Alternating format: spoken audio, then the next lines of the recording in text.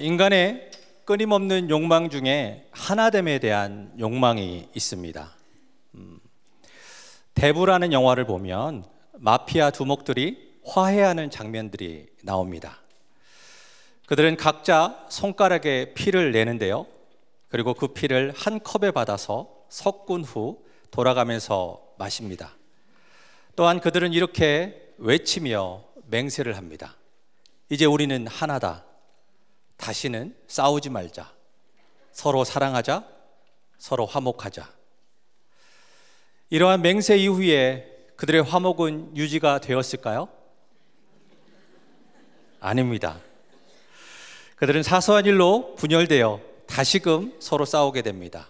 그리고 영화에 보면 결국 두 사람만 남고 다 죽게 되는 것을 볼 수 있습니다. 화목을 외친다고, 맹세한다고 하나가 될 수 없음을 보았습니다. 몇백 번 동맹을 맺어도 소용이 없을 것입니다. 그렇다면 어떻게 했을 때에 하나가 될 수 있을까요? 오늘 우리가 읽은 본문 말씀을 보면 하나님의 부르심을 받은 성도들은 성령이 하나 되게 하신다라고 말씀하고 있습니다.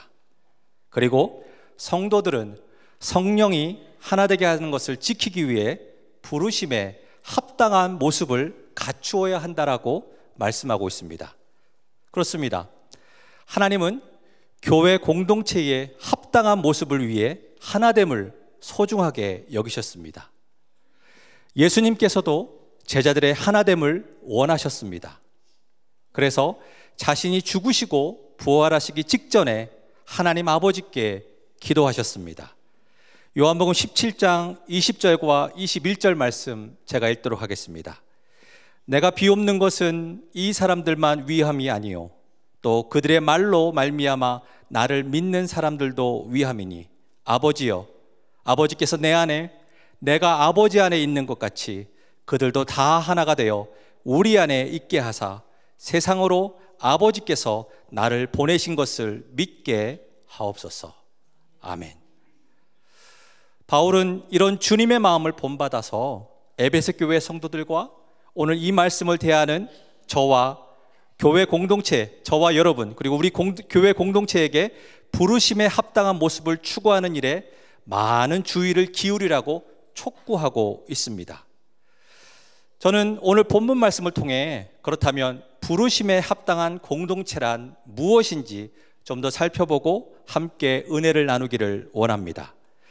첫 번째로 부르심에 합당한 공동체란 하나님의 부르심에 합당하게 행하는 공동체입니다. 행하는 공동체를 말합니다. 본문 1절 말씀 우리가 읽었지만 다시 한번 함께 읽도록 하겠습니다. 본문 1절 말씀 한 목소리로 함께 읽도록 하겠습니다. 시작. 그러므로 주 안에서 갇힌 내가 너희를 권하노니 너희가 부르심에 입은 부름에 합당하게 행하여. 아멘.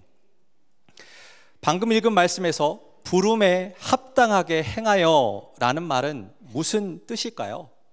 그것은 하나님의 부르심에 반응한 성도들이 적합한 삶의 방식을 갖는다라는 말의 의미입니다.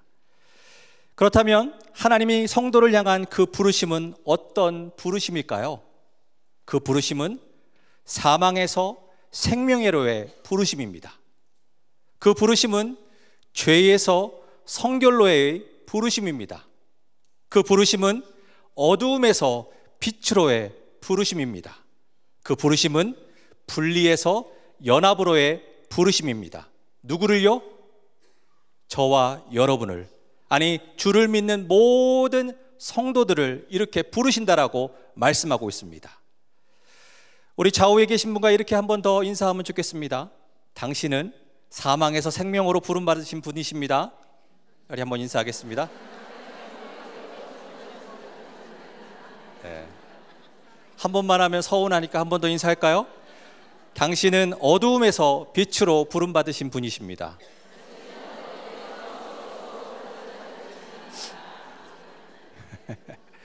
네, 그런데요 1절 말씀은 새로운 신분으로 부르신 것에서 끝나는 게 아니라고 말씀하고 있습니다. 부르신 것에서 끝나는 게 아니라 그 신분에 맞게 합당하게 행하라고 말씀하고 있습니다. 합당하게 행하는 모습 가운데에 우리가 지켜야 할 모습이 있고 피해야 할 모습이 있습니다. 우선 에베소 공동체가 피해야 할 삶의 방식을 한번 살펴보기를 원합니다. 에베소서 4장 17절 말씀 우리 함께 읽으면 좋겠습니다. 같이 함께 읽겠습니다. 그러므로 내가 이것을 말하며 주 안에서 증언하노니 이제부터 너희는 이방인이 행함같이 행하지 말라. 아멘. 본래 에베소 교회 성도들은 하나님을 모르던 이방인들이었습니다. 그러나 지금은 그리스도와 함께 살리심을 받고 그리스도와 함께 하늘에 앉은 영광스러운 존재이며 하나님의 새로운 인류의 구성원이 되었습니다. 그런데 새로운 신분을 갖게 된 그들이 믿지 않는 이방인들처럼 산다면 그것은 그리스도 안에서 누리는 새로운 신분과 특권을 포기하는 것과 다름이 없기 때문에 이제부터는 더 이상 그렇게 살지 말라고 말하고 있는 것입니다. 다시 정리하자면 부르심 가운데 있는 사람들은 과거 옛사람의 모습으로 돌아가지 말라고 말하고 있는 것입니다. 왜 그럴까요? 그것은 주의 자녀의 신분과 특권을 포기하는 것이기 때문인 것입니다. 우리가 에베소 공동체가 피해야 될 삶의 방식을 살펴보았는데요. 그럼 이제는 에베소 공동체가 취해야 될 삶의 방식은 무엇이 있는지 살펴보길 원합니다. 에베소서 5장 2절, 8절, 15절 말씀 우리 함께 읽으면 좋겠습니다. 2절, 8절, 15절 말씀 함께 읽겠습니다. 그리스도께서 너희를 사랑하신 것 같이 너희도 사랑 가운데서 행하라. 그는 우리를 위하여 자신을 버리사 향기로운 제물과 희생 제물로 하나님께 드리셨느니라. 너희가 전에는 어두움이더니 이제는 주 안에서 빛이라. 빛의 자녀들처럼 행하라. 그런즉 너희가 어떻게 행할지를 자세히 주의하여 지혜 없는 자같이 하지 말고 오직 지혜 있는 자같이 하여. 아멘. 어떻게 하라고 말씀하고 있습니까? 사랑 가운데 행하라고 말씀하고 있습니다. 사랑 가운데 행하라는 것은 곧 그리스도를 본받는 삶 가운데 거하라는 이야기입니다. 곧 하나님을 본받는 삶 가운데 거하라고 말씀하고 있는 것입니다. 또한 빛의 자녀들처럼 행하라고 말씀하고 있습니다. 그것은 이제는 빛의 자녀들이 되었으니 빛의 자녀들답게 살아야 된다라고 말하고 있는 것입니다. 또한 지혜 있는 자같이 하라고 말씀하고 있는 것을 볼 수 있습니다. 의미는 단순히 생활의 지혜를 소유한 사람의 모습을 말하는 것은 아닙니다. 그것은 하나님의 뜻과 계획에 대한 깊은 통찰을 소유한 사람들을 말하는 것입니다. 그리고 이런 지혜를 가진 사람들이 자신의 삶을 주의 깊게 살피면서 주의 뜻에 합당하게 살고자 노력해야 된다라고 말씀하고 있는 것입니다. 사랑하는 지구촌 교회 성도 여러분, 저와 여러분도 주님의 은혜로 새로운 신분을 얻은 자임을 기억하십시오. 그리고 새로운 신분에는 그에 걸맞는 삶의 모습이 필요하다는 것 또한 기억하시기를 주님의 이름으로 부탁드립니다. 바라기는 이러한 사실을 입술로만 고백하는 것이 아니라 행함으로 살아가시는 여러분들 되시기를 주님의 이름으로 부탁드립니다. 두 번째로 부르심에 합당한 공동체는 무엇일까요? 그것은 성령께서 하나 되게 하신 것을 힘써 지키는 공동체입니다. 누가 하나 되게 하셨다고요? 성령께서 하나 되게 하신 것을 힘써 지키는 공동체를 말합니다.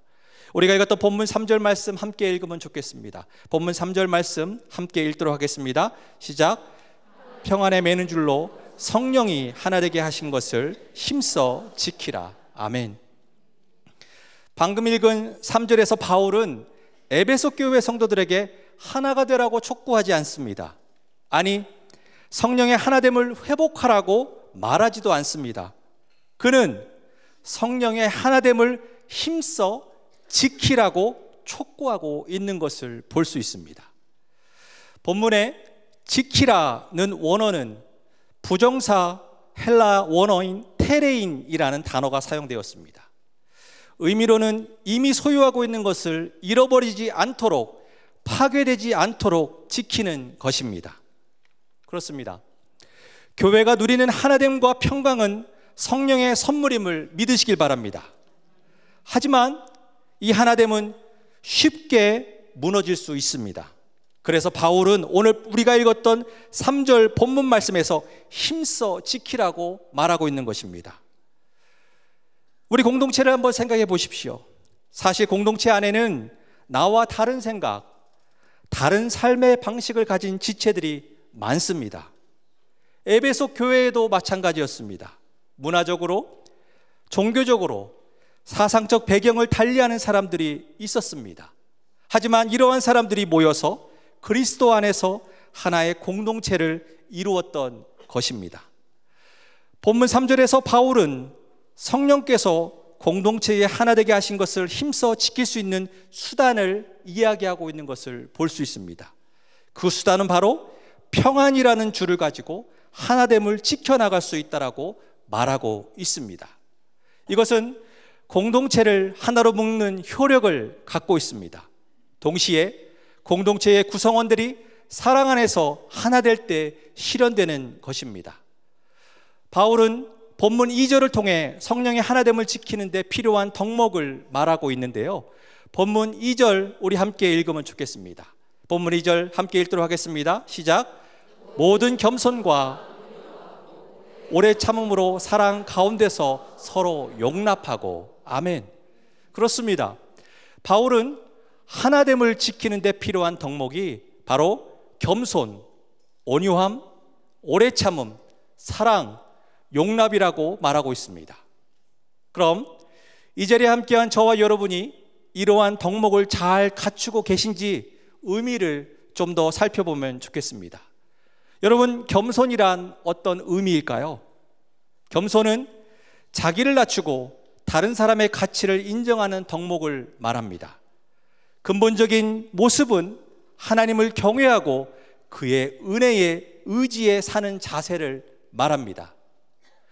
만일 저와 여러분의 모습 가운데에 교만하고 오만하며 자기 중심적이고 자랑하는 경향이 있다면 우리는 무엇을 위해 힘써야 될까요? 겸손해지기 위해 힘써야 합니다. 여러분, 온유란 어떤 의미일까요? 온유는 자기 권리를 주장하지 않고 다른 사람을 배려하는 것입니다. 만일 우리 모습이 무신경하거나 때로 완고하거나 거칠거나 으스대거나 다른 사람들을 위협하기를 잘한다면 우리는 무엇을 위해 힘써야 할까요? 우리는 온유하기 위해 힘써야 합니다. 여러분, 오래 참음이란 어떤 의미입니까? 다른 사람의 잘못에 대해 분노하고 보복하지 않고 참아내는 것을 말합니다. 혹시 이 자리에 함께한 저와 여러분의 모습 가운데에 분노하는 일에 급한 발걸음으로 향하는 분들이 앉아 계십니까?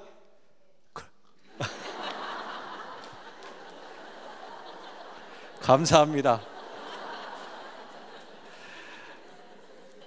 혹시 대답을 하시지 않는 우리 중심 가운데에 나의 모습이 그러한 모습이 비춰진다면 우리는 오래 참기 위해 힘써야 될 것입니다. 여러분, 사랑이란 어떤 의미일까요? 사랑은 타인을 위해 자기를 희생하여 타인의 유익을 이루는 것을 말합니다. 혹시 여러분은 다른 사람들의 단점을 잘 참으십니까? 참지 못하십니까? 혹시 참지 못하신다면 사랑으로 서로 짐을 지기 위해 힘쓰시길 바랍니다. 여러분, 용납이란 어떤 의미일까요? 용납은 다른 사람을 그대로 받아들이고 이해하는 것입니다. 혹시 교회 공동체 안에서 우리는 다른 성도들과 하나 되는 것을 우선적으로 생각하고 있지 않다면 그것을 우선으로 삼아야 할 것입니다. 그런데 여러분, 방금 나눈 하나됨을 지키는 데 필요한 덕목, 다시 말해 겸손, 온유, 오래 참음, 사랑, 용납을 행하는 가운데에 우리가 기억해야 할 중요한 사항이 있습니다. 그것은 성령의 하나됨을 지키는 것은 우리가 여유 있게 행할 것이 아니라는 것입니다. 여유 있게 행해야 될 것이 아니라 매우 긴박하게 그리고 즉각적으로 실천해야 한다는 것을 기억하십시오. 사랑하는 지구촌 교회 성도 여러분, 사람의 노력만으로 하나됨을 온전히 지킬 수는 없습니다. 하지만 성령의 능력에 의지하여서 즉각적으로 겸손과 온유와 오래 참음 그리고 사랑 안에서 서로 용납하며 공동체를 이끌어 나아간다면 성령의 하나됨을 온전히 지키실 수 있는 여러분의 삶의 모습을 경험할 수 있을 것입니다. 그러한 삶 가운데 거하시는 여러분들 되시기를 주님의 이름으로 부탁드립니다. 마지막 세 번째로 부르심에 합당한 공동체란 한 소망을 갖고 있는 공동체임을 다시 해야겠습니다. 한 소망을 갖고 있음을 기억하는 공동체를 말합니다. 한 소망을 갖고 있음을 기억하는 공동체입니다. 우리가 읽었던 본문 4절 말씀 함께 읽으면 좋겠습니다. 4절 말씀 함께 읽도록 하겠습니다. 시작. 몸이 하나요 성령도 한 분이시니 이와 같이 너희가 부르심의 한 소망 안에서 부르심을 받았느니라. 아멘. 방금 읽은 4절 말씀에서 가장 중요한 표현은 한 소망 안에서입니다. 이 표현의 의미는 바로 그리스도의 몸된 교회의 지체들은 여럿이나 이 모든 자들이 한 소망 안에서 부르심을 받았다라는 것입니다. 그리고 그 이유로 교회가 일치와 연합을 이루어야 한다라는 사실을 말하고 있습니다. 사실 바울은 에베소 교인이 하나님의 부르심의 소망을 더 깊이 이해하도록 에베소서 초반부터 기도해 왔습니다. 에베소서 1장 18절의 말씀 제가 읽도록 하겠습니다. 제가 읽겠습니다. 너의 마음의 눈을 밝히사 그의 부르심의 소망이 무엇이며 성도 안에서 그 기업의 영광의 풍성함이 무엇이며. 그렇습니다. 한때 에베소 교인들에게는 소망이 없었습니다. 하지만 이제는 소망이 있다라고 말씀하고 있는 것입니다. 왜 그럴까요? 하나님이 은혜롭게 그들에게 손을 내미셔서 그들을 자신의 것으로 부르셨기 때문인 것입니다. 그렇다면 본문 4절에서 말하고 있는 한 소망은 누구의 소망을 말하는 것일까요? 그것은 성도의 소망을 말하는 것이 아닙니다. 그것은 바로 하나님의 소망을 말하는 것입니다. 다시 말해서 하나님께서 구원하시고자 한 자들을 부르신 것, 그 자체가 하나님께서 기뻐하시는 소망임을 말하고 있는 것입니다. 그렇습니다. 하나님께서는 한 소망으로 성도들을 부르셨기 때문에 부름받은 자들의 공동체인 교회도 마땅히 주 안에서 하나가 되어야 한다는 것입니다. 사랑하는 지구촌교회 성도 여러분, 한때 우리도 주님을 알기 전까지는 하나님의 소망이 없었던 자였습니다. 하지만 지금 우리는 어떻습니까? 여전히 소망 없는 삶의 모습이 우리의 모습일까요? 아닙니다. 우리는 예수 그리스도의 구원의 은혜를 덧입어 소망 가운데 거하고 있는 자들입니다. 혹여나 저와 여러분의 삶 가운데에 입술로는 소망을 간직하고 나아간다고 하면서 소망 없었던 과거의 모습을 여전히 행하고 살아가고 있다면 우리가 누구인지를 다시금 기억하십시오.